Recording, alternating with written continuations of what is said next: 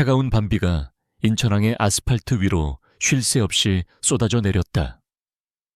어둠 속에서 컨테이너들은 거대한 짐승들처럼 웅크리고 있었고 멀리서 간헐적으로 울리는 백고동 소리만이 짙은 정적을 갈랐다. 모든 것이 잠든 듯한 이 항구의 한 구석에서 보이지 않는 전쟁이 막바지를 향해 치닫고 있었다. 강태준은 낡은 창고 옥상에서 방수 처리된 망원경으로 목표 지점을 응시했다. 그의 검은색 전술 장비는 주변의 어둠과 완전히 하나가 된 듯 보였다. 귓속의 인이어에서 팀원의 목소리가 들려왔다. 블랙이글 목표물 이동 시작, B포인트로 접근 중. 태준의 입계는 어떤 감정도 스치지 않았다. 그의 별칭인 블랙이글처럼 그는 오직 사냥감을 노리는 맹금류의 날카로움만을 지니고 있었다. 알파팀 대기, 브라보팀 진입로 차단. 누구도 살아서 빠져나가지 못하게 해. 그의 목소리는 빗소리에 섞여들었지만 그 안에 담긴 냉기는 주변의 공기마저 얼려버릴 듯했다.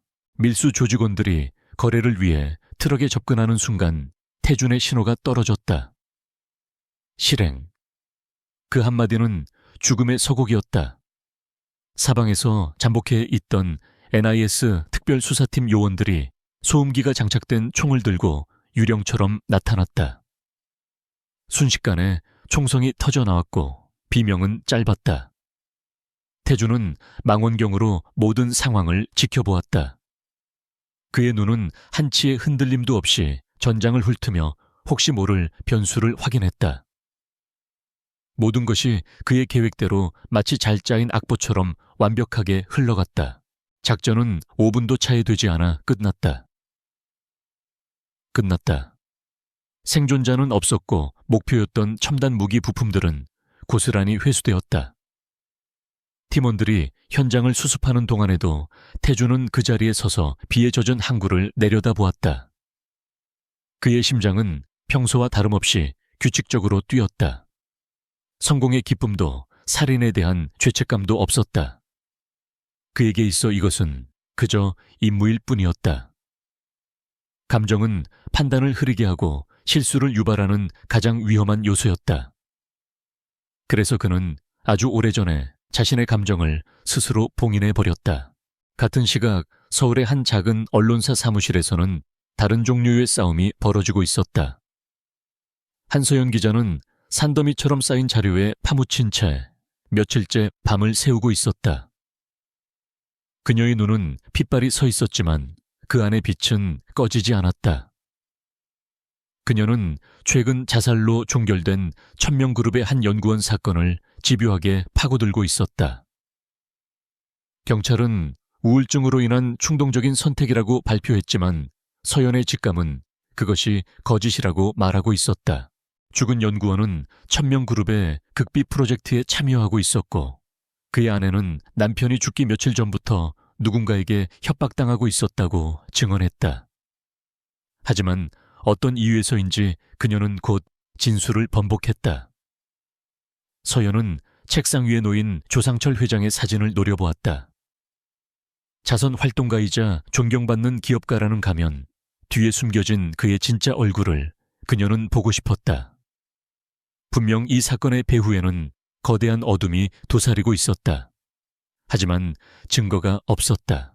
그때 그녀의 업무용 핸드폰이 짧게 진동했다. 발신자 표시 제안으로 온 문자 메시지였다. 김민준 연구원의 진실을 알고 싶다면 오늘 밤 11시 인천항 제7부두 A3 창고로 오시오. 두 번의 기회는 없을 것. 서연의 심장이 세차게 뛰기 시작했다. 이것은 함정일 수도 있었다. 하지만 동시에 이것은 그녀가 그토록 찾아 헤매던 유일한 돌파구일 수도 있었다. 그녀는 잠시 망설였지만 기자로서의 사명감이 두려움을 억눌렀다. 서연은 카메라와 녹음기를 챙겨 자리에서 일어났다. 어둠 속으로 뛰어드는 나방처럼 무모한 짓이라는 것을 알았지만 진실을 위해서라면 기꺼이 그 위험을 감수할 수 있었다. 그녀는 낡은 차를 몰아 약속 장소인 인천항으로 향했다. 태준이 막 작전을 끝낸 그곳으로 운명의 소용돌이가 그녀를 끌어당기고 있다는 사실을 까맣게 모른 채였다.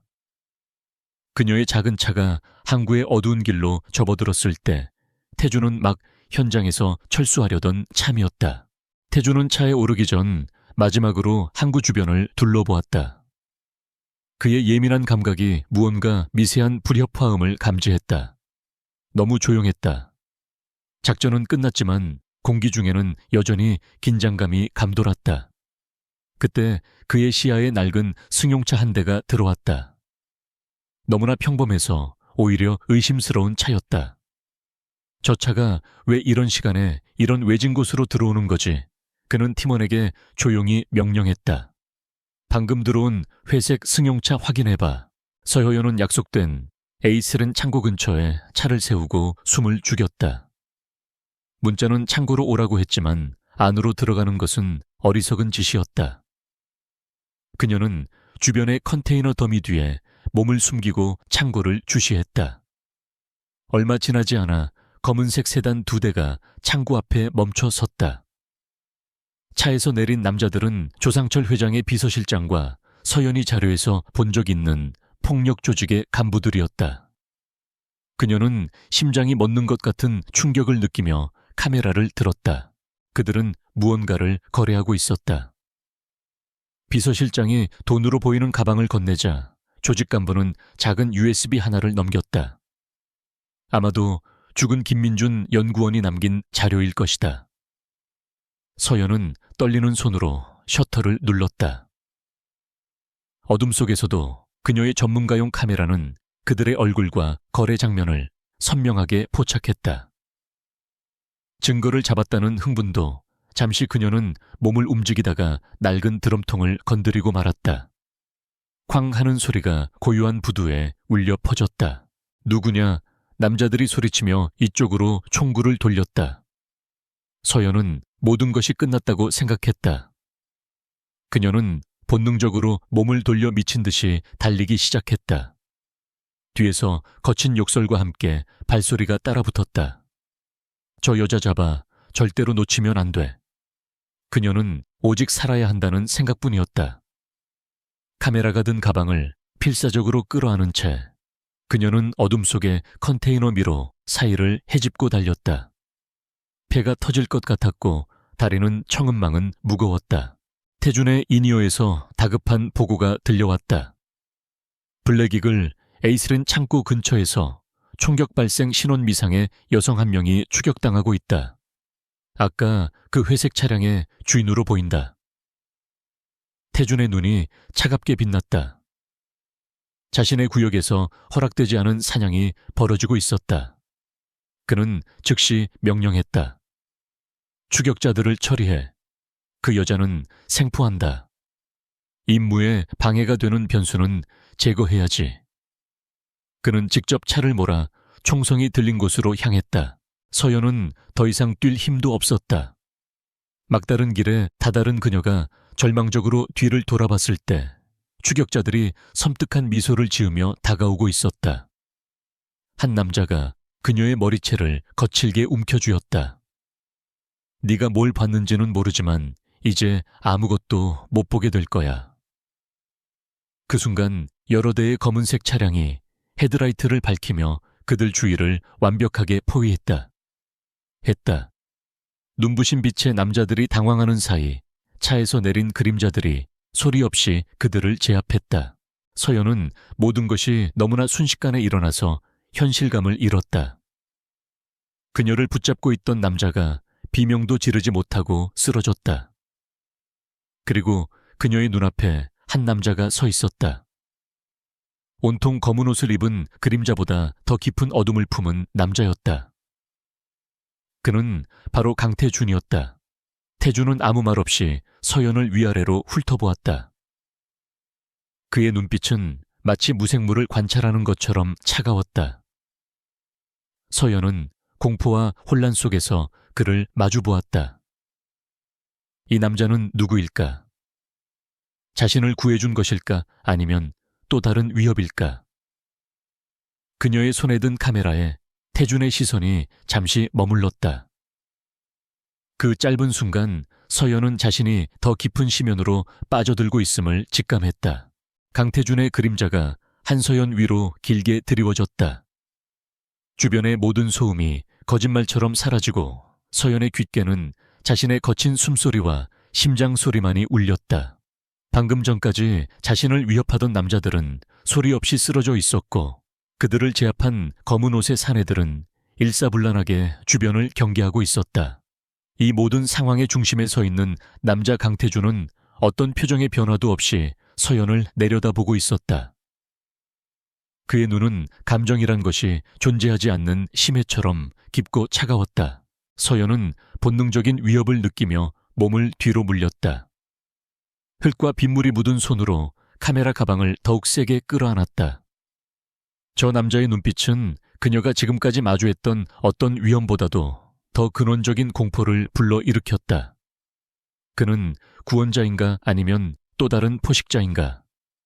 태준은 천천히 몸을 숙여 그녀와 눈높이를 맞췄다. 가까이서 본 그의 얼굴은 조각상처럼 완벽했지만 그만큼이나 비인간적으로 느껴졌다. 이름. 그의 목소리는 낮고 조용했지만 거부할 수 없는 힘을 담고 있었다. 서연은 입술을 깨물었다. 지금 이 상황에서 자신의 신원을 밝히는 것은 어리석은 짓이었다. 그녀는 대답 대신 되물었다. 당신들은 누구죠? 경찰인가요? 그녀의 목소리는 공포로 떨리고 있었지만 눈빛만은 굴복하지 않겠다는 의지로 가득 차 있었다. 기자의 근성이 그녀를 지탱해주고 있었다. 태준의 입가에 희미한 조소가 스쳐 지나갔다. 경찰이라. 그는 그런 순진한 질문에 대답할 가치조차 느끼지 못했다. 그는 서연의 질문을 무시한 채 다시 한번 말했다. 이름. 그리고 여기서 뭘 하고 있었는지 말해. 마지막으로 그 카메라. 그의 시선이 그녀가 품에 안고 있는 카메라에 고정되었다. 그 안에는 이 불필요한 소동의 원인이자 어쩌면 자신의 임무에 도움이 될 무언가가 들어있을 터였다. 싫어요. 서연은 단호하게 대답했다. 당신들이 누군지 밝히기 전까지는 아무것도 말해줄 수 없어요. 이건 불법 감금이고 협박이에요. 그녀의 저항은 태준의 얼마 남지 않은 인내심을 시험했다. 그는 이런 식의 시간 낭비를 세상에서 가장 혐오했다. 그는 더 이상 말을 섞지 않고 손을 뻗어 그녀의 카메라 가방을 향했다. 서연은 비명을 지르며 저항했지만 그의 손은 강철처럼 단단했다. 힘의 차이는 명백했다. 가방은 너무나 쉽게 그의 손에 넘어갔다. 서연은 무력감과 분노에 휩싸여 그를 노려보았다. 태준은 가방에서 카메라를 꺼내 들고는 익숙하게 전원을 켰다. 액정 화면에 방금 전의 거래 장면이 떠올랐다. 조상철 회장의 비서실장 그리고 어둠의 세계에서 꽤 이름이 알려진 폭력 조직의 간부. 태준의 미간이 미세하게 좁혀졌다. 이 여자는 단순한 구경꾼이 아니었다. 그녀는 그가 몇 달 동안 쫓고 있던 먹잇감의 꼬리를 정확히 밟은 것이다. 그때 팀원 중 한 명이 다가와 보고했다. 블랙이글 쓰러진 놈들은 천명그룹 조상철 회장의 사설 경호팀 소속입니다. 신원 조회 결과 이 여자는 진실의 눈 소속의 한서연 기자입니다. 주로 대기업 비리를 파헤치는 기자로 유명합니다. 보고를 듣는 태준의 얼굴은 여전히 무표정했지만 그의 머릿속은 복잡한 계산으로 빠르게 돌아가고 있었다. 한서연, 예측 불가능한 변수. 하지만 동시에 어쩌면 최고의 미끼가 될 수도 있는 존재. 그는 결정을 내렸다. 이 여자를 이대로 풀어줄 수는 없다. 조상철의 개들이 그녀의 얼굴을 보았고 그녀가 가진 증거의 존재를 알게 되었다. 그녀를 그냥 돌려보내는 것은 사지, CD로 내모는 것과 다름없다. 더 중요한 것은 그녀의 존재가 자신의 비밀 작전을 수면 위로 끌어올릴 수도 있다는 점이었다. 그는 차가운 목소리로 명령했다. 데려가. 네, 안 돼요. 날 어디로 데려가려는 거죠? 이거 명백한 납치예요. 서연은 격렬하게 저항하며 소리쳤다. 하지만 2명의 요원이 다가와 그녀의 양팔을 단단히 붙잡았다. 그녀가 아무리 발버둥쳐도 소용없었다. 그들의 움직임에는 인간적인 망설임이 전혀 없었다. 오직 상부의 명령을 기계적으로 수행할 뿐이었다. 서연은 절망적인 눈으로 태준을 바라보았다. 그의 눈에는 동정이나 연민 따위는 조금도 찾아볼 수 없었다. 그녀는 마치 거대한 시스템의 부품처럼 다뤄졌다. 요원들은 그녀를 검은색 밴 차량으로 거칠게 밀어 넣었다. 차문이 닫히는 순간 세상의 모든 빛과 소리가 차단되었다. 칠흑 같은 어둠 속에서 서연은 거친 숨을 몰아쉬었다. 한 무리의 괴물들에게서 벗어났다고 생각했는데 더 차갑고 정체를 알 수 없는 괴물들의 소나귀에 떨어진 것이다.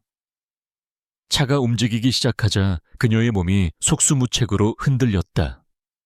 어디로 가는 걸까? 앞으로 자신에게 무슨 일이 벌어질까? 다른 차량에 올라탄 태주는 서연의 카메라를 보며 사진들을 하나씩 확인했다. 사진은 어두운 환경에서도 놀라울 정도로 선명했다. 거래 장면뿐만 아니라 그들이 타고 온 차량의 번호판까지 정확하게 찍혀 있었다. 아마추어라고 생각했는데 실력은 프로급이었다. 하지만 그 실력이 그녀의 목숨을 위협하고 있었다. 민간인이 이해할 수 없는 세계에 함부로 발을 들이면 안 되는 이유지.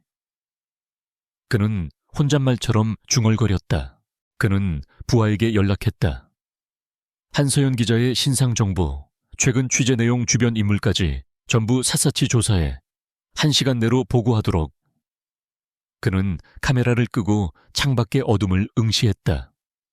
계획에 없던 변수가 나타났지만 그는 당황하지 않았다. 오히려 이 변수를 어떻게 활용하여 조상철의 목을 더 확실하게 조일 수 있을지 고민했다. 그에게 한서연은 보호해야 할 시민이 아니라 목적을 위해 사용해야 할 도구에 지나지 않았다. 적어도 지금은 그랬다. 차가 서울 시내로 진입하자 태주는 잠시 눈을 감았다. 그의 머릿속에는 복잡한 수싸움이 펼쳐지고 있었다. 한서연이라는 카드를 어떻게 써야 할까? 그녀를 미끼로 던져 조상철을 끌어낼 것인가? 아니면 그녀가 가진 정보를 활용해 내부에서부터 무너뜨릴 것인가? 어떤 선택을 하든 위험이 따랐다. 그리고 그 위험의 중심에는 이제 한서연이 있었다. 그는 그녀의 의지나 감정 따위는 전혀 고려하지 않았다. 오직 임무의 성공만이 그의 유일한 판단 기준이었다. 벤 차량 안에서 서연은 무릎을 감싸 안고 몸을 웅크렸다. 차가 멈추면 자신에게 닥쳐올 운명을 상상하며 공포에 떨었다. 그녀는 수많은 비리와 부정에 맞서 싸워왔지만 이렇게까지 직접적으로 거대한 폭력의 한가운데에 놓인 것은 처음이었다. 자신을 납치한 남자 강태준의 차가운 눈빛이 뇌리에서 떠나지 않았다. 그 눈빛은 법도 윤리도 인간성도 모두 초월한 세계에 속한 자의 것이었다. 그녀는 이제 막 자신이 알던 세상의 경계선을 넘어섰음을 깨닫고 있었다. 검은색 밴은 1시간가량을 더 달린 후에야 속도를 줄였다. 차가 멈춘 곳은 지하 주차장의 가장 깊숙한 구역인 듯 했다. 문이 열리자마자 서연은 2명의 요원에게 이끌려 차에서 내려졌다. 차가운 공기와 소독약 냄새가 코를 찔렀다. 그녀는 아무런 설명도 듣지 못한 채 복잡한 미로 같은 복도를 지나 하나의 문 앞에 섰다. 무거운 철문이 열리자 안에는 창문 하나 없는 사각형의 방이 나타났다. 방 안에는 오직 금속 테이블과 의자 2개만이 덩그러니 놓여 있었다. 사방의 벽은 소음을 흡수하는 잿빛 자재로 마감되어 있었고 천장의 모서리에는 검은색 감시 카메라가 그녀를 향하고 있었다. 이곳은 취조실이었다. 그녀가 영화나 드라마에서나 보던 현실이라고는 믿고 싶지 않았던 공간이었다. 요원들은 그녀를 의자에 앉히고는 말없이 밖으로 나가 문을 잠갔다. 철컥 하는 소리가 방 안에 울리며 그녀가 완전히 고립되었음을 알렸다. 서연은 마른 침을 삼켰다. 여기서 얼마나 있어야 하는 걸까? 그들은 자신에게 무엇을 원하는 걸까? 수많은 질문이 머릿속을 맴돌았지만 답을 해줄 사람은 아무도 없었다. 그녀는 애써 침착함을 유지하려 노력했다. 두려움에 굴복하는 순간 모든 것을 잃게 될 것이다. 그녀는 방 안을 둘러보며 혹시 모를 탈출구나 약점을 찾아보려 했지만 이곳은 너무나 완벽하게 통제된 공간이었다. 감시 카메라를 노려보며 그녀는 보이지 않는 상대를 향해 무언의 저항을 보냈다. 얼마나 시간이 흘렀을까? 30분 혹은 1시간. 시간 감각이 무뎌질 때쯤 문이 다시 열리고 강태준이 들어왔다. 항구에서 봤던 전술 장비가 아닌 몸에 딱 맞는 검은색 정장을 입고 있었다. 단정하게 넘긴 머리와 날카로운 인상은 그를 더욱 위압적이고 접근하기 어려운 존재로 만들었다. 그는 맞은편 의자에 소리 없이 앉아 서류철 하나를 테이블 위에 올려놓았다. 그리고는 어떤 서론도 없이 바로 본론으로 들어갔다. 한서연 32세, 언론사 진실의 눈 소속 탐사보도 전문기자. 최근 3년간 5건의 대기업 비리 특종 보도. 현재는 천명그룹 김민준 연구원 사망 사건을 취재 중. 그는 서류를 보지도 않고 그녀의 정보를 읊었다. 마치 오래전부터 그녀를 알고 있었던 것처럼. 당신이 어젯밤 촬영한 사진들 덕분에 우리는 조상철 회장이 그의 범죄를 덮기 위해 폭력 조직까지 동원했다는 명백한 증거를 확보했지. 서연은 놀라움을 감추지 못했다. 그 짧은 시간 안에 자신의 모든 것을 파악한 것이다. 그녀는 경계심을 늦추지 않으며 물었다. 당신들 대체 정체가 뭐죠? 국정원인가요? 태주는 그녀의 질문에 긍정도 부정도 하지 않았다. 대신 그는 자리에서 일어나 방 한쪽 벽에 설치된 스크린을 켰다. 화면에는 서연이 몇 주간 목숨처럼 여기며 모아온 취재 자료들이 떠 있었다. 그녀의 노트북에 암호화해서 저장해둔 파일까지도. 우리는 당신이 상상하는 것보다 훨씬 많은 것을 알고 있어, 한 기자. 당신이 가진 정보, 그리고 당신의 능력을 높이 평가한다. 하지만 당신은 너무 깊이 들어왔어. 조상철은 당신을 제거하기 위해 수단과 방법을 가리지 않을 거다. 어젯밤의 추격은 시작에 불과해. 태준의 목소리에는 어떠한 감정도 실려있지 않았지만 그 내용만큼은 서연의 심장을 얼어붙게 만들기에 충분했다. 그는 다시 자리로 돌아와 그녀를 똑바로 응시했다. 선택지는 2가지다. 첫 번째, 우리에게 협력해. 당신이 가진 모든 정보, 모든 취재원을 우리와 공유하고 우리의 지시에 따라 움직이는 거다. 그렇게 한다면 우린 당신의 안전을 완벽하게 보장해주지. 조상철을 법의 심판대에 세우는 그날까지. 그의 말이 잠시 끊겼다. 그는 서연에게 생각할 시간을 주려는 듯 보였지만 사실은 거부할 수 없는 제안의 무게를 느끼게 하려는 의도였다. 2번째 선택지는 여기서 그냥 나가는 거다. 그는 말을 이었다. 물론 당신의 카메라와 모든 자료는 우리가 회수한다. 우리 작전의 보안을 위해서 어쩔 수 없는 조치야. 그리고 밖으로 나가는 순간 당신은 혼자가 되는 거지. 우리가 장담하는데 24시간 안에 조상철의 사람들이 당신을 찾아낼 거다. 그 뒤에 벌어질 일은 굳이 설명할 필요 없겠지. 그것은 제안이 아니라 교묘하게 포장된 협박이었다. 서연은 주먹을 꽉 쥐었다. 손톱이 손바닥을 파고드는 아픔이 느껴졌다. 그녀는 분노했다. 자신의 신념과 노력이 한순간에 이 정체불명의 기관에 의해 통제당하고 있다는 사실에 참을 수 없는 모욕감을 느꼈다. 하지만 동시에 그의 말이 지독하게 현실적이라는 것도 알고 있었다. 혼자서 거대한 악과 맞서 싸우기에는 이미 너무 멀리 와버렸다. 그녀의 최종 목표는 조상철의 비리를 세상에 알리고 그를 무너뜨리는 것이었다. 어쩌면 이 차가운 남자와 손을 잡는 것이 그 목표를 이룰 수 있는 유일한 방법일지도 모른다. 서연은 오랜 침묵 끝에 입을 열었다. 좋아요. 협력하겠어요. 태준의 눈썹이 미세하게 움직였다. 생각보다 빠른 결정이었다. 하지만 조건이 있어요. 날 단순한 정보원으로 취급하지 마세요. 나도 이 사건의 일부이고 진행 상황을 알 권리가 있어요. 그리고 당신들이 불법적인 방법을 사용해서 사건을 조작하려 한다면 그땐 내 방식대로 모든 걸 세상에 폭로할 겁니다. 그녀의 목소리에는 더 이상 두려움이 없었다. 그것은 거래를 하는 동등한 파트너의 목소리였다. 태주는 잠시 그녀를 바라보았다. 궁지에 몰린 상황에서도 자신의 원칙을 내세우는 모습이 흥미로웠다. 그는 고개를 끄덕였다. 좋아, 필요한 정보는 공유해주지. 하지만 명심해. 최종 결정권자는 나다. 내 판단에 이의를 제기할 순 없어. 그는 자리에서 일어나 문 쪽으로 향했다.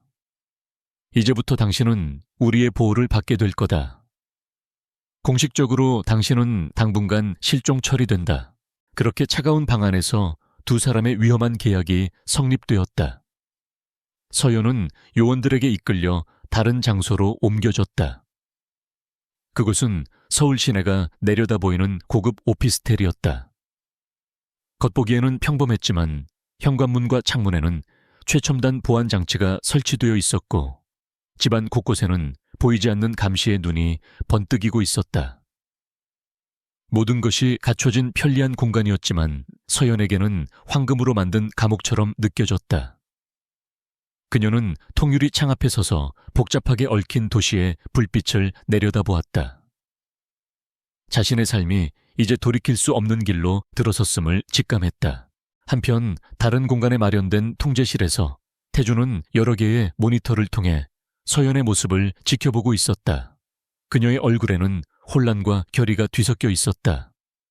그의 부하가 다가와 물었다. 블랙이글 저 기자를 정말 믿어도 되겠습니까? 언제 돌변할지 모르는 위험 요소입니다. 태주는 모니터에서 눈을 떼지 않은 채 대답했다. 믿지 않아. 이용하는 거지. 그녀의 정의감은 조상철을 향한 가장 날카로운 칼이 될 수 있어. 우리가 그 칼자루를 쥐고 있기만 하면 돼.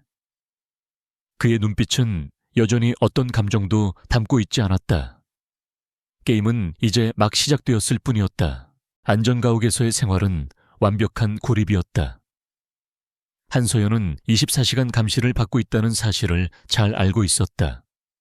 집안의 모든 움직임은 보이지 않는 눈에 의해 기록되고 분석될 것이다. 그녀는 아침에 일어나 커피를 내리고 태준이 제공한 방대한 양의 자료를 검토하며 하루를 보냈다. 천명그룹의 내부 문서 계열사 간의 자금 흐름, 조상철 회장의 개인적인 비리 정보까지 일반적인 기자로서는 평생 들여다볼 수 없는 극비 자료들이었다. 처음 며칠 동안 서연은 분노와 무력감에 휩싸였다. 자신의 의지와 상관없이 이 통제된 환경에 갇혀 있다는 사실이 그녀의 자존심을 건드렸다. 하지만 그녀는 주저앉아 있을 수만은 없었다. 이 상황을 최대한 활용해야 했다. 그녀는 NIS가 제공한 자료들을 자신의 취재 내용과 결합하여 사건의 전체적인 그림을 다시 그리기 시작했다. 그녀의 날카로운 분석력과 끈기는 이 새로운 환경에서도 빛을 발했다. 강태준은 하루에 한 번 정해진 시간에 안전가옥을 방문했다. 그는 늘 혼자 왔고 최소한의 말만 했다.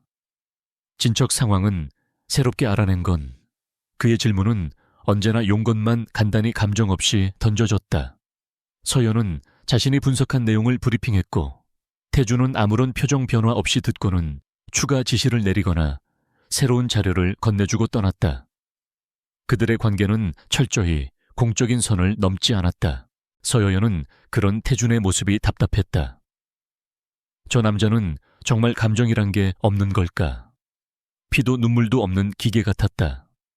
하지만 아주 가끔 그녀는 그의 무표정한 얼굴 뒤에 숨겨진 미세한 균열을 발견하곤 했다.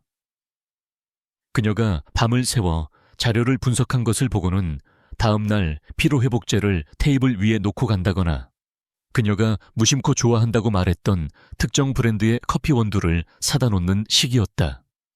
너무나 사소해서 의식하지 않으면 알아챌 수 없는 변화였다.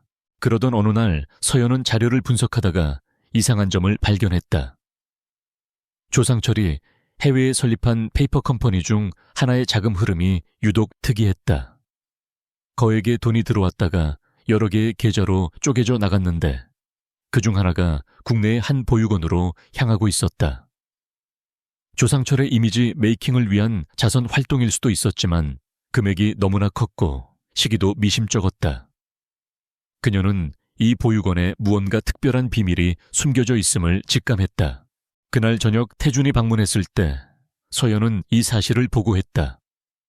이 보육원 햇살 아이들의 집이라는 곳인데 뭔가 이상해요. 조상철이 왜 이렇게 많은 돈을 이곳에 익명으로 기부했을까요? 단순한 탈세 목적이라고 하기에는 패턴이 달라요. 태준은 그녀가 건넨 자료를 몰차히 살펴보았다. 그의 눈빛이 순간 날카롭게 빛났다. 그 역시 이 햇살 아이들의 집이라는 이름이 낯설지 않았다. 내가 알아보지. 태준은 짧게 대답하고 자리에서 일어났다. 그가 떠나려 할 때 서연이 그를 붙잡았다. 잠깐만요. 태준 씨. 그녀가 처음으로 그의 이름을 불렀다. 고마워요. 당신들 방식은 마음에 안 들지만 어쨌든 진실에 다가갈 기회를 주고 있으니까. 태준은 잠시 멈칫했다. 그의 등 뒤에서 들려온 그녀의 진심 어린 목소리가 그의 심장에 아주 작은 파문을 일으켰다. 그는 아무 대답도 없이 문을 열고 나갔지만 그의 발걸음은 평소보다 조금 무거웠다. 며칠 후 사건은 예기치 않은 방향으로 흘러갔다. 태준이 잠시 자리를 비운 사이 안전가옥의 모든 통신과 전력이 갑자기 차단되었다. 서연이 상황을 파악하기도 전에 육중한 현관문이 부서지는 소리와 함께 검은 복면을 쓴 괴한들이 들이닥쳤다. 조상철의 개들이 기어코 이곳을 찾아낸 것이다. 내부 조력자가 없다면 불가능한 일이었다. 서연은 비명을 지를 틈도 없이 침실로 도망쳐 문을 잠갔다. 괴한들은 문을 부수기 시작했다. 서연은 온몸이 사시나무처럼 떨려왔다. 이제 정말 끝이라고 생각했다. 그녀는 책상 밑에 몸을 웅크리고 눈을 감았다. 그때 거실 쪽에서 격렬한 싸움 소리가 들려왔다. 총성과 비명 무언가 부서지는 소리가 뒤엉켰다. 무슨 일이 벌어지고 있는지 알 수 없었지만 문을 부수던 소리가 멈췄다. 잠시 후 모든 것이 조용해졌다. 떨리는 손으로 문을 살짝 열었을 때 서연은 숨을 멈췄다. 거실은 온통 아수라장이 되어 있었고 괴한들은 모두 쓰러져 있었다. 그리고 그 한가운데에 강태준이 서 있었다. 그의 정장은 찢어져 있었고 입가에서는 피가 흘렀다. 무엇보다 그의 오른쪽 팔에서는 붉은 피가 셔츠를 흠뻑 적시며 바닥으로 뚝뚝 떨어지고 있었다. 괴한 중 한 명이 죽기 전에 휘두른 칼에 깊게 베인 상처였다. 괜찮아. 태준이 거친 숨을 몰아쉬며 물었다. 그의 목소리는 불안하게 떨리고 있었다. 서연은 대답 대신 그에게 달려갔다. 그의 팔에서 쏟아지는 피를 보자 이성이 마비되는 것 같았다. 피가 너무 많이 나요. 그녀는 울먹이며 구급상자를 찾기 위해 허둥댔다. 태준은 그런 그녀의 어깨를 붙잡았다. 진정해. 난 괜찮아. 그의 눈빛은 여전히 강인했지만 그 안에는 이전에는 볼 수 없었던 명백한 감정의 동요가 서려 있었다. 서여연은 그의 상처를 서투르게나마 지혈하고 붕대를 감았다. 태준은 아무 말 없이 그녀가 하는 대로 몸을 맡겼다. 그녀의 손길이 닿을 때마다 그는 아주 오래전 잊었다고 생각했던 온기를 느꼈다.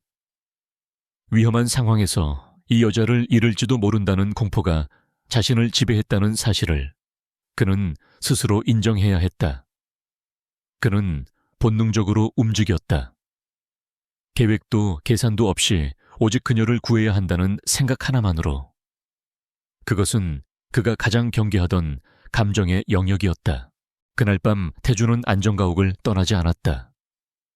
추가 공격이 있을지도 모른다는 이유였지만 사실은 그녀를 혼자 둘 수 없었기 때문이었다.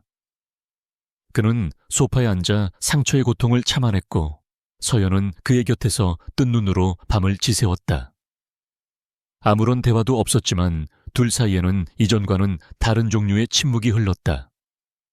차가운 벽으로 둘러싸여 있던 그들의 관계에 아주 작지만 선명한 균열이 생겨나고 있었다. 태주는 자신의 얼어붙었던 심장이 아주 조금씩 녹아내리고 있음을 느꼈지만 애써 그 사실을 외면하려 했다.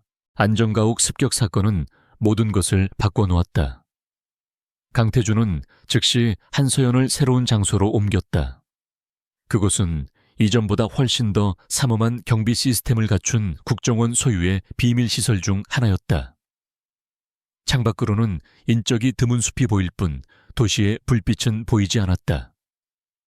완벽한 안전이었지만 동시에 완벽한 감옥이기도 했다. 태준의 팔에는 이제 전문적인 치료를 받은 흔적인 흰 붕대가 감겨 있었다. 그 붕대는 두 사람 사이에 일어난 변화를 상징하는 징표처럼 보였다.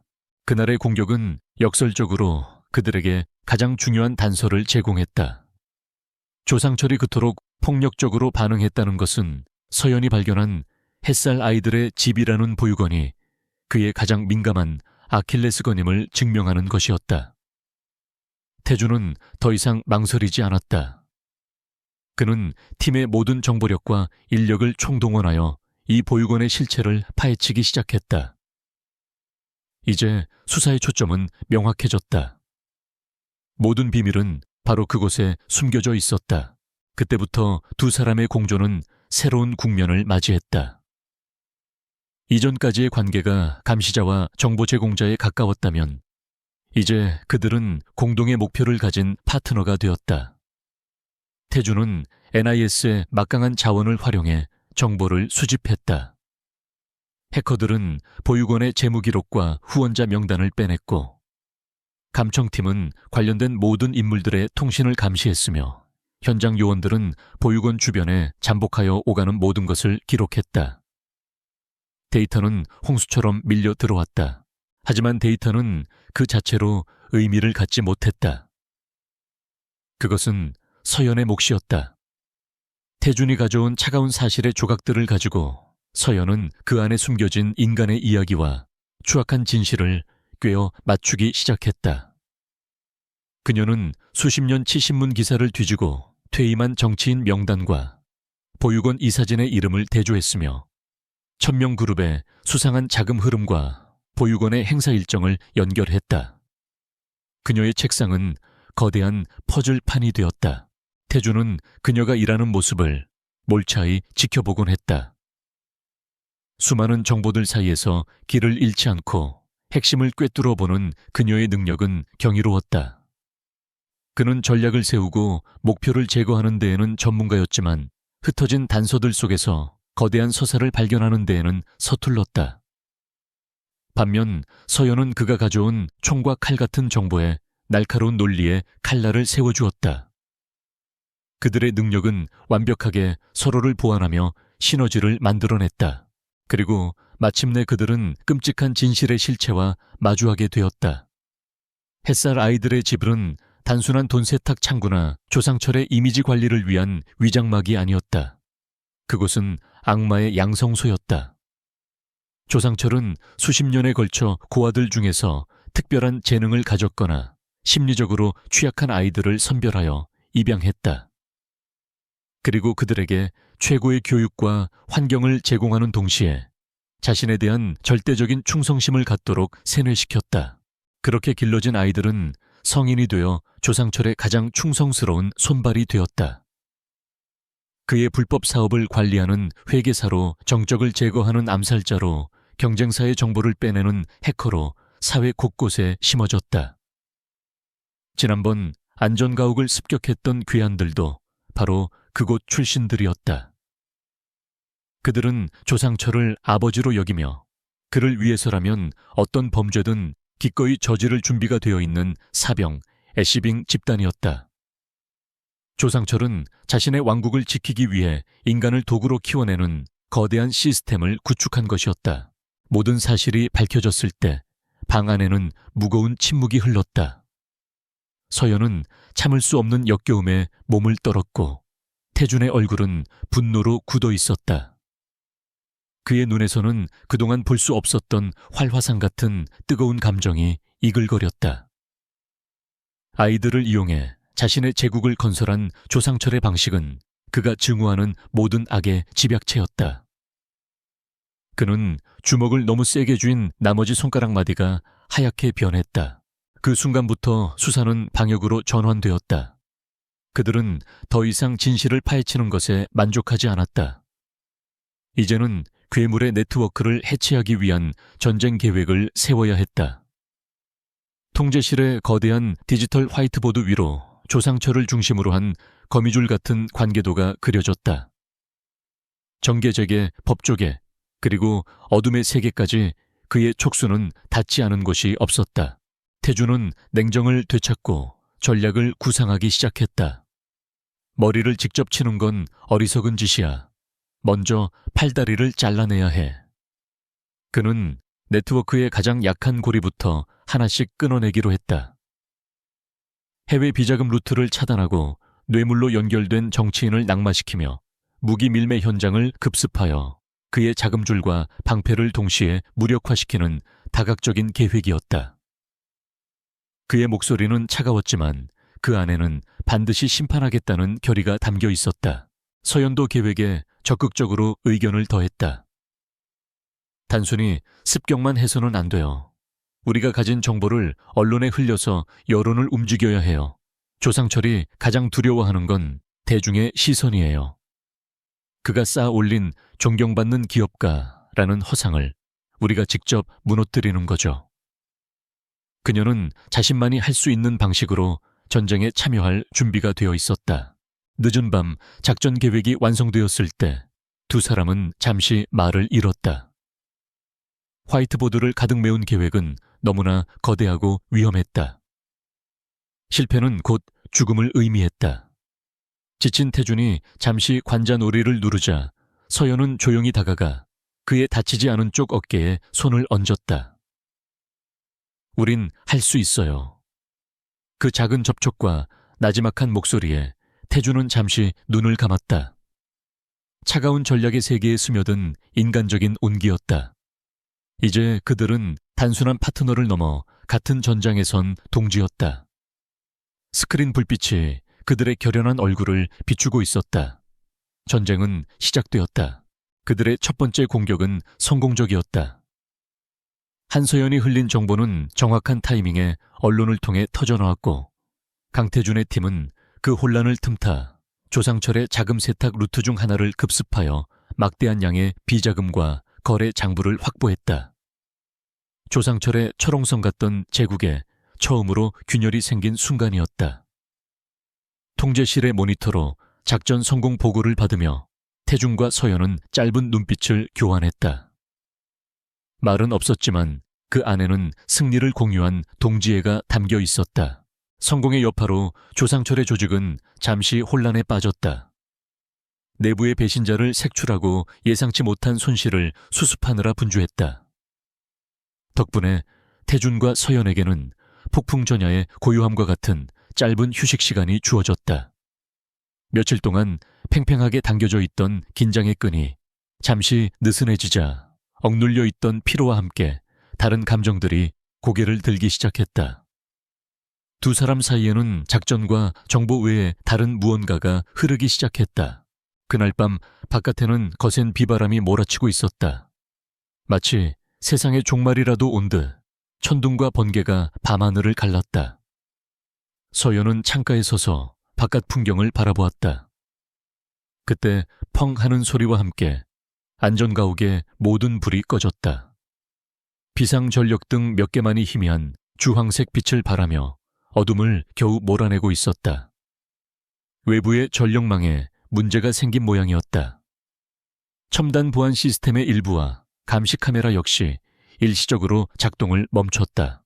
순간 완벽하게 통제되던 공간에 갑자기 자유가 찾아온 듯한 묘한 해방감이 감돌았다. 서연은 어둠 속에서 소파에 앉아있는 태준의 희미한 실루엣을 바라보았다.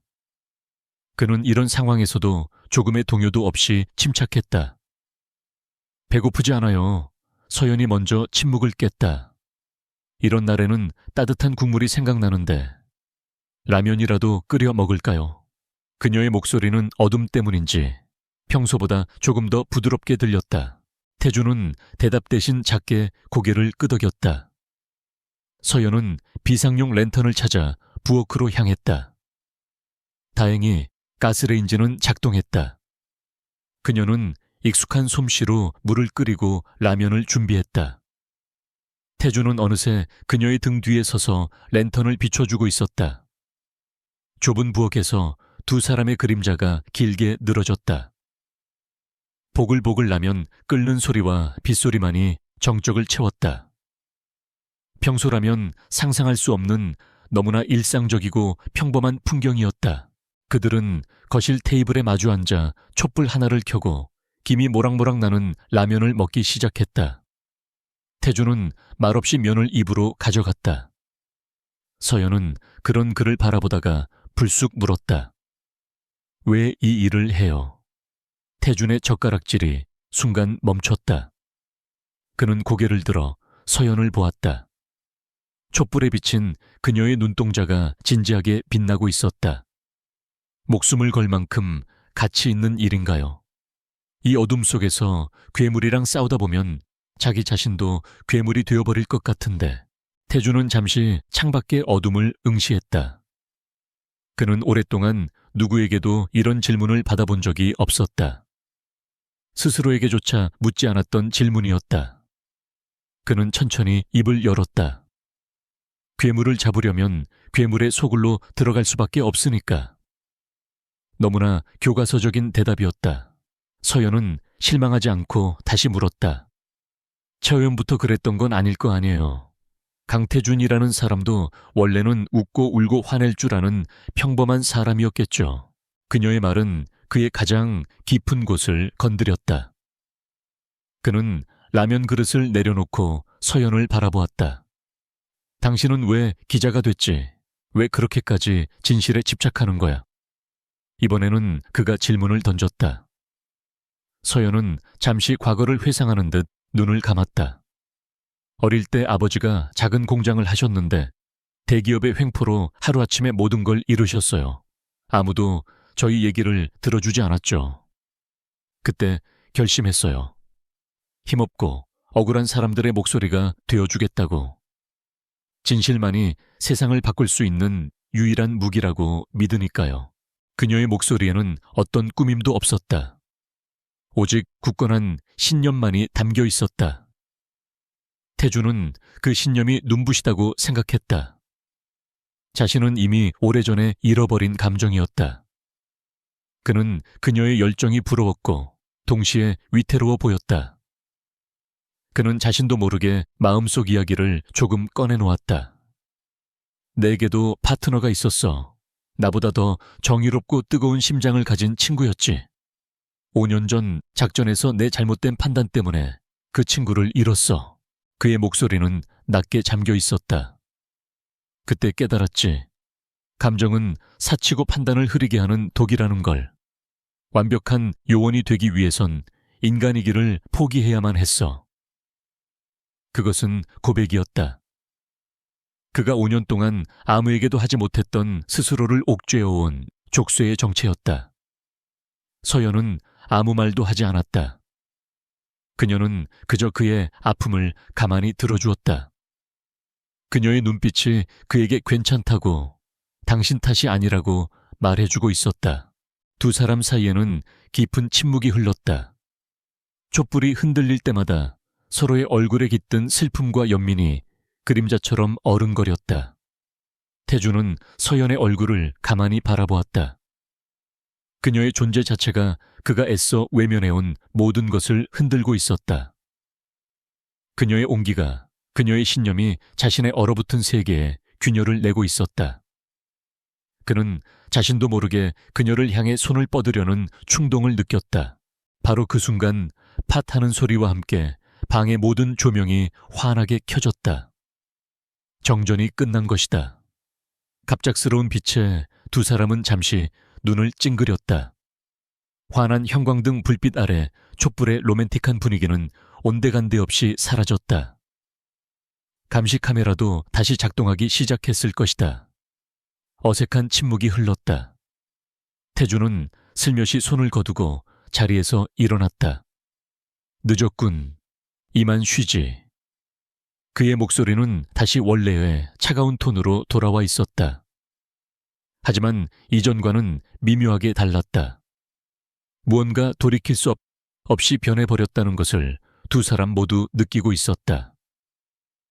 바깥의 폭풍은 잦아들었지만 그들의 마음속에는 새로운 폭풍이 막 일기 시작하고 있었다. 폭풍 전의 고요함은 잔인할 정도로 짧았다. 다음 날 아침 통제실의 모든 스크린에 긴급 경보가 울렸다. 강태준이 상황을 파악하기도 전에 그의 개인 보안 채널로 동영상 파일 하나가 전송되었다. 발신인은 조상철이었다. 태준이 파일을 여는 순간 그의 얼굴은 얼음장처럼 차갑게 굳어졌다. 화면에는 피투성이가 된 채 의자에 묶여있는 중년 남성의 모습이 보였다. 그는 바로 한서연의 스승이자 진실의 눈의 편집장인 박성진이었다. 강태준 팀장 혹은 블랙이글이라고 했던가. 조상철의 여유로운 목소리가 스피커를 통해 흘러나왔다. 내 사업에 흠집을 내주어서 아주 고맙게 생각하고 있네. 자네의 그 잘난 기자 나부랭이 때문에 말이야. 이제 게임의 룰을 좀 바꿔보지. 1시간 주겠다.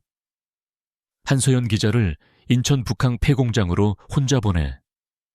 만약 경찰이나 자네 똘마니들이 한 명이라도 보이면 이 늙은이의 머리에 바람구멍이 날 줄 알아. 영상은 박 편집장의 고통스러운 신음과 함께 끊겼다. 옆에서 모든 것을 지켜보던 서연의 얼굴에서 핏기가 사라졌다. 그녀의 몸이 통제불능으로 떨리기 시작했다. 편집장님, 안 돼. 그녀의 눈에서 눈물이 터져 나왔다. 모든 것이 자기 탓이라는 끔찍한 죄책감이 그녀를 덮쳤다. 자신의 신념 때문에, 자신의 고집 때문에 평생을 존경해온 스승이 죽음의 위기에 처한 것이다. 그녀는 이성을 잃고 태준에게 매달렸다. 보내주세요. 제가 가야 해요. 저 혼자 가면 편집장님을 살릴 수 있어요. 태준은 그녀의 말을 듣고 있지 않았다. 그의 시선은 꺼진 스크린에 고정되어 있었다. 그의 안에서 무언가 단단한 것이 부서지는 소리가 났다.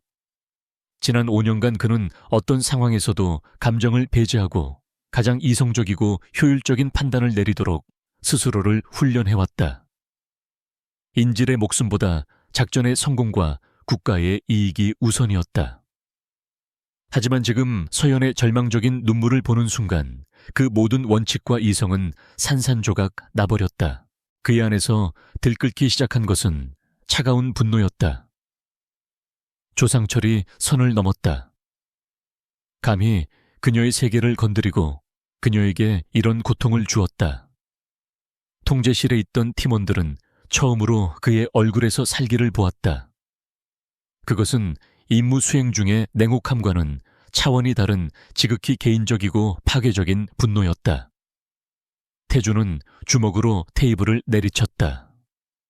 쾅 하는 굉음과 함께 첨단 합금으로 만들어진 테이블이 찌그러졌다. 모두가 숨을 죽였다. 지금부터 이건 임무가 아니다. 사냥이다. 그의 목소리는 끓어오르는 용암처럼 낮고 위협적이었다. 그는 상부 보고 절차를 무시했다. 협상이나 대기 같은 선택지는 그의 머릿속에 없었다. 알파팀은 저격 위치 확보, 브라보팀은 퇴로 차단 및 외부 경계, 찰리팀은 나와 함께 직접 진입한다. 20분 내로 현장 도착. 목표는 인질의 안전한 구출, 그리고 현장의 모든 적 섬멸. 그의 명령은 빠르고 단호했다. 서연은 울면서 그의 앞을 막아섰다. 안 돼요. 함정이에요. 저 때문에 당신들까지 위험해질 순 없어요. 제발 절 보내주세요. 태주는 그런 그녀의 양어깨를 단단히 붙잡았다. 그는 서연의 눈을 똑바로 바라보았다. 그의 눈동자는 분노로 이글거렸지만 그 깊은 곳에는 그녀를 향한 간절한 무언가가 담겨 있었다. 당신의 임무는 살아남는 거야. 그게 내 명령이다. 그는 요원에게 눈짓했고 요원은 서연을 부축하여 통제실 안쪽 방으로 데려갔다. 문이 닫히기 직전 그녀는 마지막으로 태준의 결연한 뒷모습을 보았다. 폐공장은 죽음의 냄새가 진동하는 함정이었다. 조상철은 약속을 지킬 생각이 애초에 없었다. 그의 목적은 한서연을 유인하여 제거하고 동시에 국정원 요원들에게 타격을 입히는 것이었다. 하지만 그는 자신이 상대하는 남자가 어떤 사람인지 몰랐다. 태주는 이성과 감정이 완벽하게 결합된 가장 위험한 상태의 포식자였다. 그는 분노를 연료 삼아 그 어느 때보다도 냉철하게 상황을 분석하고 지휘했다. 작전은 전광석화처럼 진행되었다. 저격팀이 외부의 감시병들을 소리 없이 제거하자 태준이 이끄는 찰리팀은 유령처럼 공장 내부로 침투했다. 그들의 움직임에는 한치의 망설임도 없었다. 태준은 선두에서 직접 적들을 제압해 나갔다. 그의 움직임은 더 이상 정교한 기술이 아니었다. 그것은 분노가 실린 야수의 몸부림이었다. 그는 자신의 목숨을 돌보지 않는 것처럼 보였다. 오직 머릿속에는 인지를 구하고 이 상황을 만든 놈들을 전부 쓸어버리겠다는 생각뿐이었다. 마침내 그들은 박 편집장이 붙잡혀 있는 공장 중앙에 도달했다. 조상철의 최측근이자 행동대장이 박 편집장의 머리에 총을 겨누고 있었다. 움직이지 마. 움직이면 이 늙은이 대가리가 날아갈 줄 알아. 태주는 천천히 총을 내렸다. 일촉즉발의 대치 상황. 하지만 그것은 태준의 계산된 행동이었다. 그가 적의 시선을 끄는 사이 다른 침투로를 통해 진입한 팀원이 적의 배후를 잡았다. 한 발의 총성. 행동대장은 비명도 지르지 못하고 쓰러졌다. 모든 상황은 15분 만에 종료되었다. 박 편집장은 무사히 구출되었고 현장의 적들은 모두 제압되었다. 태주는 피와 먼지로 뒤범벅이 된 채 공장 한가운데 서서 거친 숨을 몰아쉬었다. 아드레날린이 빠져나가자 극심한 피로가 몰려왔다. 그는 무너져 내리려는 몸을 겨우 지탱하며 보안 통신기를 꺼내들었다. 떨리는 손으로 통제실에 연결했다. 상황 종료. 인질은 안전하다. 수화기 너머에서 서연의 울음 섞인 안도하는 목소리가 들려왔다. 그 목소리를 듣는 순간 태주는 온몸의 긴장이 풀리는 것을 느꼈다. 그는 벽에 기대어 주저앉으며 눈을 감았다. 그는 오늘 모든 규칙을 어겼다. 자신의 가장 큰 약점을 만천에 드러냈다. 오직 한 사람을 위해 그는 기꺼이 자신이 쌓아 올린 모든 것을 무너뜨렸다. 그리고 그는 깨달았다. 만약 같은 상황이 다시 온다 해도 자신은 한치의 망설임도 없이 똑같은 선택을 할 것이라는 것을. 그것이 사랑이라는 것을 그는 아직 인정하고 싶지 않았다. 구출 작전이 성공적으로 끝난 후 안전 가옥에는 무거운 침묵이 감돌았다. 박성진 편집장은 국정원이 관리하는 병원으로 옮겨져 치료를 받고 있었고 생명에는 지장이 없다는 연락이 왔다. 한서연은 안도의 한숨을 내쉬었지만 마음은 여전히 무거웠다. 어제의 사건은 그녀와 강태준의 관계를 돌이킬 수 없는 지점으로 밀어넣었다. 그가 보여준 필사적인 분노와 그녀를 향한 감정의 폭발은 더 이상 외면할 수 없는 진실이었다. 강태준은 밤새 한숨도 자지 못했다. 그는 통제실 한쪽 구석에 서서 어둠에 잠긴 숲을 응시하며 어제의 일을 복기했다. 그의 머릿속에서는 경고음이 멈추지 않았다. 그는 감정에 휘둘렸고 팀원들을 위험에 빠뜨렸으며 작전 전체를 위태롭게 만들었다. 이 모든 것은 한서연이라는 단 하나의 변수 때문이었다. 그녀를 잃을지도 모른다는 공포. 5년 전 파트너를 잃었던 그날 이후 처음으로 느껴보는 그 끔찍한 감정이 그의 모든 이성을 마비시켰다. 그는 결론을 내렸다. 자신의 감정은 제거해야 할 가장 위험한 종양이다. 그리고 그 종양의 중심에는 한서연이 있었다. 그녀를 지키기 위한 유일한 방법은 그녀를 자신의 세계에서 완벽하게 떼어내는 것뿐이었다. 수년간 그를 지탱해온 냉혹한 논리가 다시 고개를 들었다. 아침이 되자 그는 이전보다 훨씬 더 두껍고 차가운 갑옷을 두른 채 서연의 앞에 섰다. 그의 눈에는 어떠한 온기도 남아있지 않았다. 박성진 편집장의 신변은 우리가 완벽하게 보호할 거다. 그러니 더 이상 걱정하지 마. 그의 목소리는 사무적이었다. 서연은 그의 태도에 불안감을 느끼며 그를 바라보았다. 이제 당신과의 공조는 여기서 종료한다. 당신은 민간인이고 더 이상 이 위험한 작전에 관여하게 둘 수 없어. 오늘 중으로 당신을 새로운 신분으로 아무도 찾을 수 없는 안전한 곳으로 옮길 거다. 작전이 끝날 때까지 그곳에서 지내도록. 그의 말은 비수처럼 서연의 가슴에 꽂혔다. 협력의 종료. 그것은 사실상의 이별 통보였다. 어제 목숨을 걸고 자신을 구해준 남자의 입에서 나온 말이라고는 믿기지 않았다. 그녀의 얼굴에 떠오른 상처와 실망을 보았지만 태주는 애써 시선을 피했다. 그는 더 잔인한 말을 덧붙여야만 했다. 그녀가 미련 없이 떠나게 만들기 위해서. 당신은 작전에 더 이상 도움이 되지 않아. 오히려 걸림돌이야. 어제 당신의 감정적인 행동 때문에 우리 팀원 전체가 위험에 빠질 뻔했어. 더 이상의 실수는 용납할 수 없다. 그것은 명백한 거짓말이자 그의 진심을 가리기 위한 잔인한 위장이었다. 서연은 순간 숨을 멈췄다. 그의 차가운 말들이 그녀의 마지막 희망마저 산산조각냈다. 그에게 자신은 결국 이용 가치가 사라지자 버려지는 도구에 불과했던 것일까? 어제의 그 뜨거웠던 눈빛은 모두 거짓이었을까? 배신감과 몸열감의 눈물이 차올랐지만 그녀는 입술을 깨물며 그것을 삼켰다. 그리고 그 슬픔은 이내 분노로 바뀌었다. 그녀는 더 이상 과거의 무력한 기자가 아니었다. 그녀는 고개를 들어 그의 눈을 똑바로 마주 보았다. 걸림돌이라고요. 그녀의 목소리는 낮았지만 강한 힘이 실려 있었다. 어제 모든 원칙을 어기고 나를 구하러 달려온 건 누구였죠? 그것도 작전을 위한 이성적인 판단이었나요?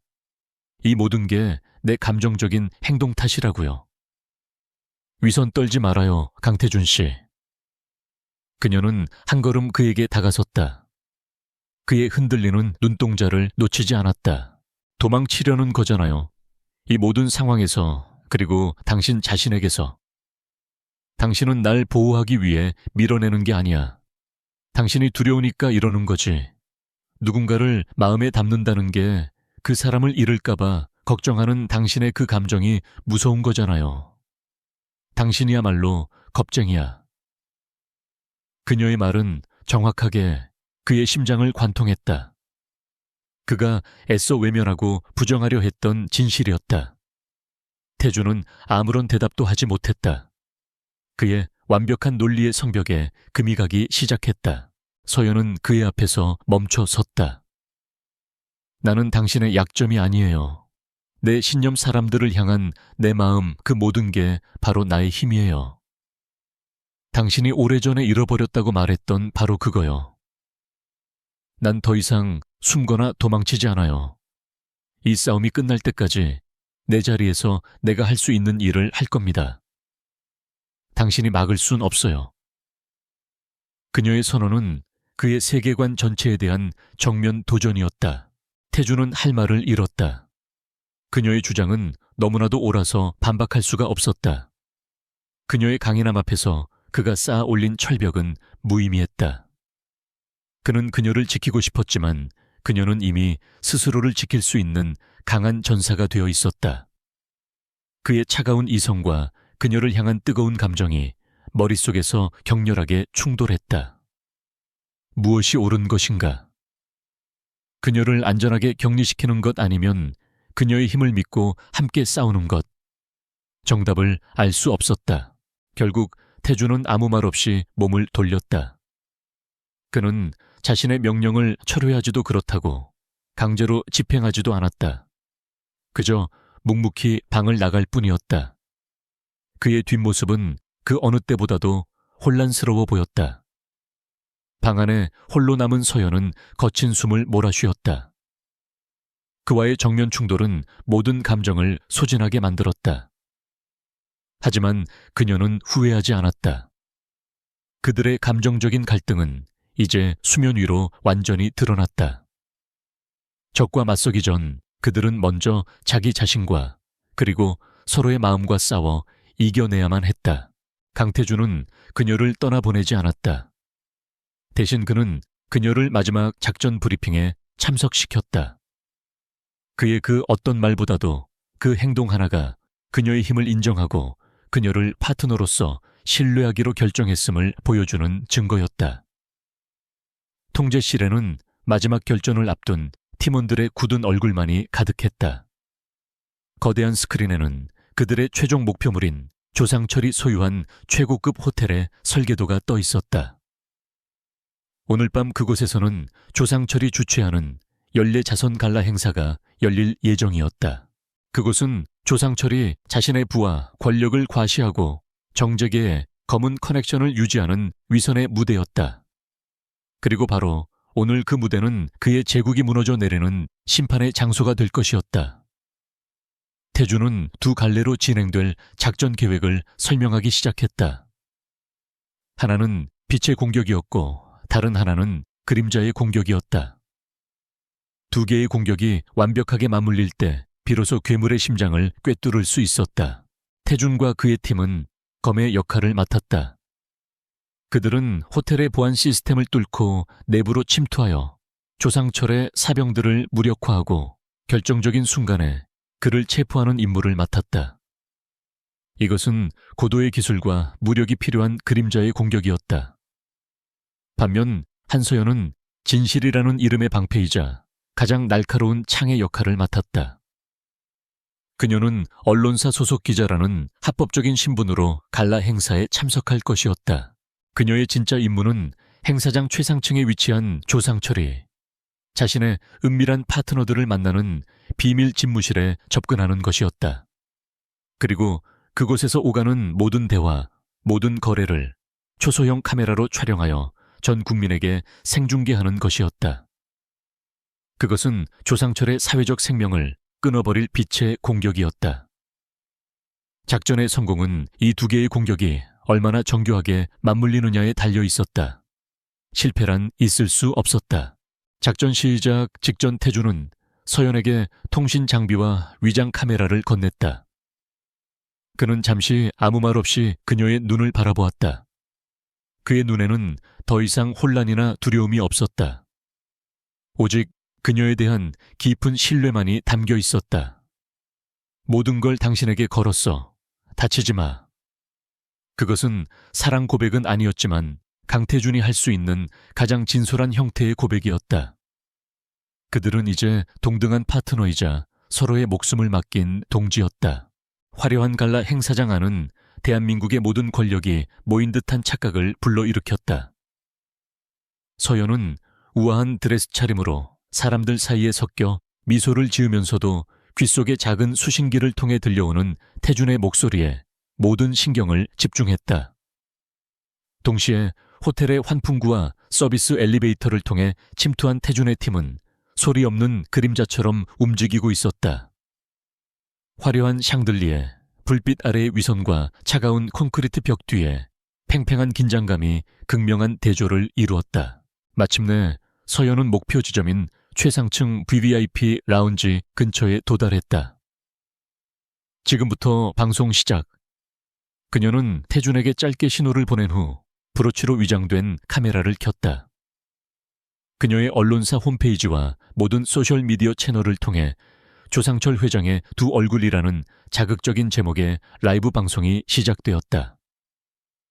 처음에는 아무도 주목하지 않았지만 화면에 조상철과 현직 장관 유력 정치인들이 등장하여 뇌물과 이권에 대해 노골적으로 이야기하는 모습이 나오자 상황은 폭발적으로 변했다.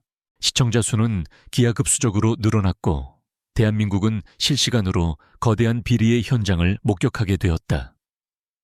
조상철은 자신의 비밀 집무실에서 와인을 즐기며 그들의 추악한 미래를 논하고 있었다. 그는 자신의 제국이 바로 그 순간 산산조각 나고 있다는 사실을 전혀 알지 못했다. 그때 한 보좌관이 새파랗게 질린 얼굴로 뛰어들어와 태블릿 PC를 내밀었다. 화면에는 자신들의 모습이 생중계되고 있었다. 조상철의 얼굴에서 여유로운 미소가 사라지고 흉측한 분노와 당혹감이 그 자리를 대신했다. 이게 어떻게 된 거야? 당장 이 방송을 꺼. 그리고 이 짓을 한 년을 찾아서 죽여버려. 그의 고함과 동시에 호텔 전체에 비상벨이 울리기 시작했다. 태준의 팀이 본격적인 공격을 개시한 것이다. 행사장 곳곳에 배치되어 있던 조상철의 사병들이 움직이기 시작했지만 이미 모든 것은 태준의 통제에 있었다. 조상철의 부하들이 서연이 숨어있는 곳을 찾아냈을 때 그녀는 이제 모든 것이 끝났다고 생각했다. 하지만 문이 부서지며 들어온 것은 태준이었다. 그는 한치의 망설임도 없이 괴한들을 제압하고 자신의 몸으로 서연을 감쌌다. 마침내 혼돈의 중심에서 태준과 조상철이 마주섰다. 모든 것을 잃은 괴물의 눈에는 오직 증오와 살기만이 가득했다. 내 놈이 감히 내 모든 것을 망쳤어. 하지만 그의 발악은 공허한 외침에 불과했다. 태준의 팀에 의해 모든 것이 제압된 호텔 안으로 미리 대기하고 있던 검찰과 경찰 병력이 들이닥쳤다. 조상철과 그의 부역자들은 전 국민이 지켜보는 생방송 화면 앞에서 수갑을 차게 되었다. 수많은 카메라 플래시와 기자들의 고함 속에서 태준과 서연은 서로를 마주 보았다. 태준은 그녀의 어깨를 감싸며 괜찮은지 확인했다. 그들의 눈빛이 허공에서 얽혔다. 안도감, 피로감, 그리고 말로 표현할 수 없는 깊은 유대감. 그들의 완벽한 공조로 마침내 악의 제국을 향한 마지막 커튼이 내려졌다. 조상철의 제국은 하룻밤 사이에 먼지처럼 무너져 내렸다. 다음 날 아침 대한민국의 모든 신문과 방송은 전날 밤의 사건을 한면 머리 기사로 대서특필했다. 존경받는 기업가의 가면, 뒤에 숨겨진 추악한 민낯은 온 국민에게 충격과 분노를 안겨주었다. 천명그룹의 주가는 폭락했고 조상철과 연루된 정재계 인사들은 줄줄이 검찰에 소환되었다. 한서연 기자의 이름은 진실의 등불로 칭송받으며 전국적인 영웅으로 떠올랐다. 모든 것이 끝나자 강태준은 다시 그림자 속으로 돌아갔다. 그는 이번 작전의 성공을 이끈 1등 공신이었지만 그의 이름이나 존재는 어디에도 기록되지 않았다. 그것이 정보요원의 숙명이었다. 그는 모든 공을 검찰과 경찰에게 넘기고 자신과 팀원들은 다시 어둠 속으로 조용히 사라졌다. 조상철의 네트워크는 뿔이 뽑혔고 햇살 아이들의 집에서 길러진 아이들 중 범죄에 가담한 이들은 체포되었으며 나머지는 심리치료와 사회적응 프로그램의 보호를 받게 되었다. 한 달이라는 시간이 흘렀다. 서울은 언제나처럼 분주한 일상으로 돌아갔고 사람들의 기억 속에서 조상철의 이름은 서서히 잊혀져 갔다. 한서연은 다시 기자로 돌아왔다. 수많은 대형 언론사에서 파격적인 조건으로 스카우트 제의가 왔지만 그녀는 모두 거절하고 작은 독립 언론사인 진실의 눈에 남았다. 퇴원한 박성진 편집장과 함께 그녀는 다시 새로운 비리를 파헤치기 시작했다. 모든 것이 제자리로 돌아온 것 같았다. 하지만 그녀의 마음 한구석은 텅 비어 있었다. 작전이 끝난 후 강태준은 한마디 인사도 없이 사라졌다.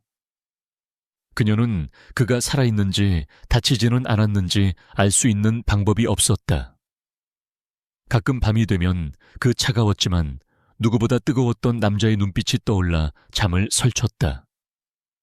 그와의 만남은 그녀의 인생을 송두리째 바꿔놓았다. 그녀는 자신이 그를 그리워하고 있다는 사실을 인정해야만 했다. 그러던 어느 이른 새벽 그녀는 답답한 마음에 무작정 차를 몰아 한강공원으로 향했다. 막 동이 트기 시작하는 새벽의 공기는 차갑고 신선했다. 그녀는 강변을 따라 천천히 걸었다. 그때 저 멀리서 익숙한 실루엣이 눈에 들어왔다. 검은색 정장도 전술 장비도 아닌 평범한 회색 후드티에 청바지를 입은 한 남자가 난간에 기댄 채 떠오르는 해를 바라보고 있었다. 강태준이었다. 서연은 심장이 멎는 것 같았다. 그녀는 자신도 모르게 그를 향해 걸어갔다. 그녀의 발소리를 들었는지 그가 천천히 고개를 돌렸다. 그의 얼굴에는 언제나처럼 표정이 없었지만 그녀를 바라보는 눈빛은 이전과 달랐다. 그 안에는 놀라움과 함께 어색하지만 숨길 수 없는 반가움이 담겨 있었다. 그는 더 이상 국가의 비밀병기 블랙이글이 아니었다. 그저 강태준이라는 이름의 한 남자였다. 여기서 뭐해요? 서연이 먼저 침묵을 깼다. 그녀의 목소리는 미세하게 떨리고 있었다. 태준은 잠시 머뭇거리다가 입을 열었다.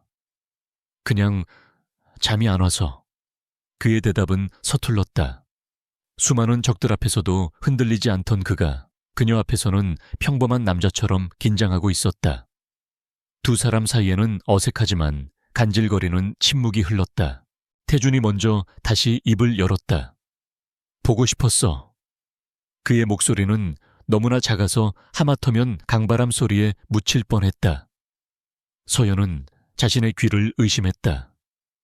사랑한다는 말보다 그 어떤 화려한 미사여구보다 더 진솔하게 들리는 그 한마디가 그녀의 심장을 울렸다. 그녀의 눈가에 이슬이 맺혔다. 바보, 왜 이제 와요? 연락 한 번 없이. 그녀의 투정 섞인 목소리에는 원망보다 그리움이 더 짙게 배어 있었다. 태준은 그녀에게 한 걸음 다가섰다. 그는 자신의 감정을 어떻게 표현해야 할지 모르는 사람처럼 보였다. 나는 사랑 같은 거 모른다. 다정하게 대하는 법도 몰라. 지난 5년 동안 내 세상은 오직 흑과 백성공과 실패뿐이었어. 그는 자신의 가슴을 가리켰다. 그런데 당신이 나타난 후로 이곳에 다른 색깔이 생기기 시작했어. 두려움, 걱정, 그리고 당신을 잃고 싶지 않다는 생각. 그것은 그가 할 수 있는 최선의 고백이었다. 그는 서연의 손을 조심스럽게 잡았다. 그의 손은 크고 단단했지만 이전처럼 차갑지 않았다. 오히려 따뜻한 온기가 느껴졌다. 당신 때문에 사랑하는 법을 배우고 싶어졌어. 다정해지는 법도. 아직은 모든 게 서툴고 엉망이겠지만 그래도 괜찮다면 내가 당신 곁에 있어도 될까? 그의 눈동자가 간절하게 흔들리고 있었다. 서여연은 눈물을 흘리며 웃었다. 그녀는 대답 대신 그의 손을 마주 잡았다. 내가 가르쳐 줄게요. 웃는 법도 행복해지는 법도. 대신 다시는 말없이 사라지지 않겠다고 약속해요. 태준은 그녀의 말에 처음으로 희미하게 미소를 지었다. 어색했지만 세상 그 어떤 미소보다도 따뜻하고 진실된 미소였다. 그는 고개를 끄덕였다. 약속하지. 저 멀리 수평선 위로 붉은 태양이 완전히 모습을 드러냈다. 찬란한 아침 햇살이 두 사람을 부드럽게 감쌌다. 기나긴 밤이 끝나고 새로운 아침이 밝아오고 있었다. 그들은 더 이상 아무 말도 하지 않았다. 그저 나란히 서서 함께 떠오르는 해를 바라볼 뿐이었다. 사랑을 몰랐고 다정함을 몰랐던 한 남자가 한 여자를 위해 모든 것을 배우기로 결심한 순간이었다. 그들의 진짜 이야기는 이제 막 시작되고 있었다. 두 사람은 새로운 아침을 향해 함께 걸어가기 시작했다.